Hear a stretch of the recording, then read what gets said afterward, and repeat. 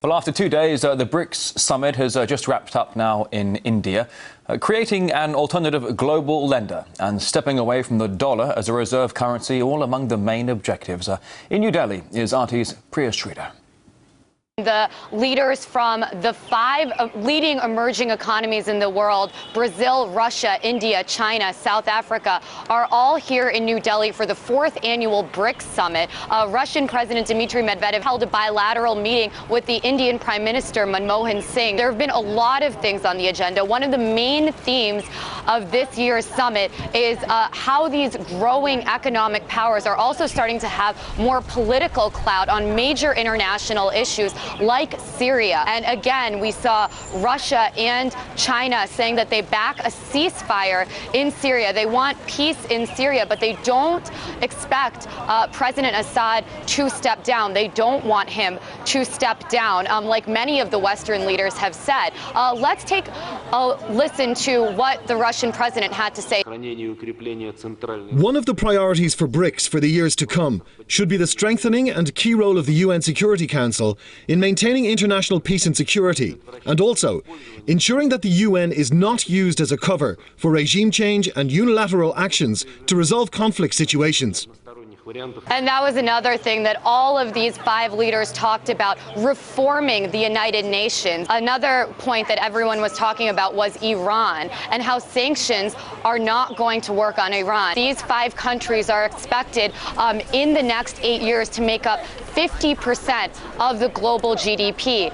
Even earlier this year, all of the BRICS countries were discussing potentially bailing out Europe from its financial crisis. One of the major things on the agenda was talking about a potential BRICS basket currency that could serve as an alternative to the American dollar or the euro. Today, all the 5 leaders signed an agreement to actually give out loans in their local currencies, which is another move that they're thinking about, moving away from the dollar and moving away from the euro. Another huge thing on the agenda here in Delhi was the idea of a joint BRICS bank that could serve as an alternative to the Western-led traditional financial institutions like the International Monetary Fund and the World Bank.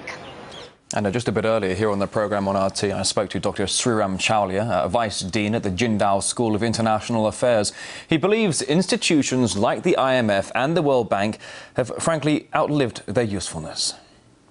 The problem with vying for some kind of crumbs from the high table is that it still depends upon the mercy and the munificence of the former superpowers, who are now just great powers. The point is, in a multipolar world, I think it's better to launch your own initiatives and to show that you have the initiative to build your own institutions rather than to beg for a few more voting shares and a few more places in the managerial or the boards of the Bretton Woods institutions. Because the Bretton Woods institutions, I don't think, can be reformed from within.